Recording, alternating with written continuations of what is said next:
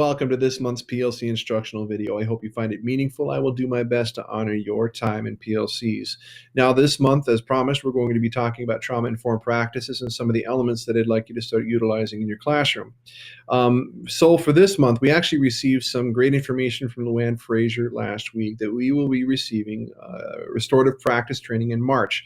And it only made sense to us as a team that restorative practice be the next step that we start looking at within trauma-informed practices. Now, we're not asking you at this point to look at employing something massive in your classroom, a big system where you need to receive 8 hours of training. But it doesn't mean we don't need to be starting to use one or two things in the classroom to help benefit that relationship between you and the students. And I really believe that this can help everyone get on the same page in terms of understanding how human we all are. Now, a couple more whys behind restorative practice. If you look in the email that I've sent you, there's actually a document from Ed Min that supports the why behind the what. And if you look at the bottom of the document, it says, do trauma-informed and restorative practices work? Well, it actually has 5 things that it does do. It causes a reduction in harmful and violent behavior when they work together, increased student respect for adults, a decreased racial discipline gap, and an increased student connectedness, improved school climate, and it also causes an improved student academic achievement rate, and that's what we're all about. In addition, when we use restorative practices and restorative justice in our classroom, we start to reveal to students how human we are. We're not this superhuman being that is invincible, although most of you are very, very superhuman. But what I want to talk about is how it is important for students to see that you are human and that you have emotions too, that you can feel not engaged in the morning, that you can feel sad, that you can feel happy, that you can feel joy, that you can feel connected to students. And when students see that humanness in you, you get a different level of connection that really opens their heart and mind to accepting what you have to say and causing trust in your classroom. So restorative practice is a very important element underneath trauma-informed practices. So again, we're not looking for a big implementation. We're asking you to do 1 or 2 things in your classroom. So the first thing that I'd like you to look at, in terms of circles. Now, many of us are doing circles in our classroom, circle times in the morning. Now, what I want you to do is that is now non-negotiable. Everybody has to do circles within their classroom at start time. That includes specialists, so we may need to get together on how that might look. But I am very emphatic in letting you know that when we start our class time with circle time, the impact really helps us out the rest of that 25, 30 minutes that we have those kids. We're not asking for a 10, 15-minute circle time in those specialist time. We're asking you to spend 4 minutes just getting down to business with your kids and understanding where their hearts are in that moment. Now, in that circle time, here are the requirements or things that I'm asking you to do. So everybody, what I would like you to do is find 1 talking piece. Now that talking piece must be special to you. There's only a couple rules right now that I want you to start looking at.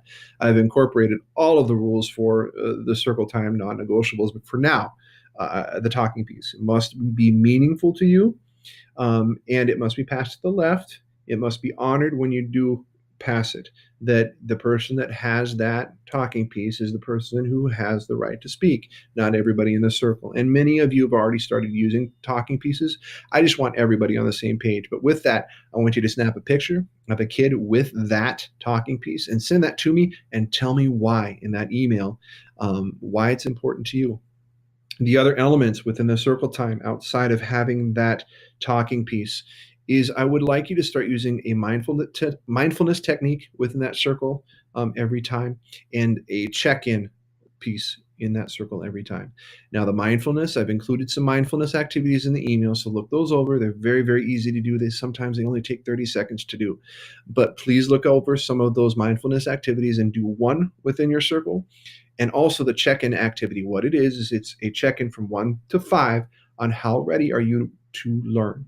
So you're asking the students, how ready are you to learn? 1 being not ready to learn at all, 5 being very ready to learn. Not just what number, but why. So if a student is at a 1, Johnny says, I'm a 1 because, well, I'm a 1 because last night I didn't get any sleep. Or I'm a 5 because I'm looking forward to science today. But what that does for you is it gives you a brief snapshot on what you're up for the rest of the day with that kid. but it also gives those students an opportunity to convey their emotions, their feelings, and gives you connection to that student. But again, those are the 2 or 3 things that I'd like you to do. Now, there are dates within the email that I want these things accomplished by. There are times where I'm going to come back and check in. There's probably going to be a survey in a month's time that tells me how that is working in your classroom. Is it helping? Is it not helping? Where are the gaps? What can I do to help to make sure that it's done with fidelity?